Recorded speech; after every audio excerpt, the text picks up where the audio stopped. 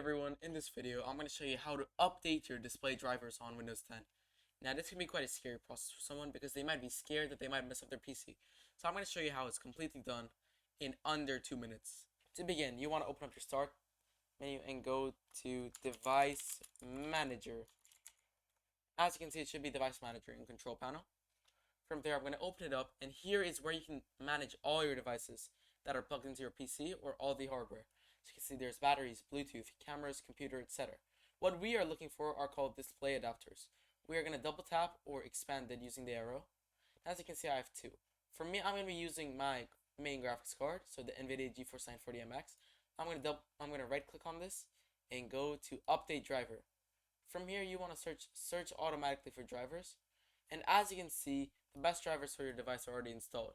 Now for you, it might be a different case, so you might have to update it, but you can do search for updated drivers on Windows Update so that it automatically searches for updated drivers every time your Windows is updated. Other than that, that is the video. Thank you guys so much for watching. If you did enjoy it, make sure to like and subscribe, and don't forget to hit that bell icon so you don't miss any of Growmore Tech's new tech tutorials. Other than that, I'll see you guys in the next video. Goodbye.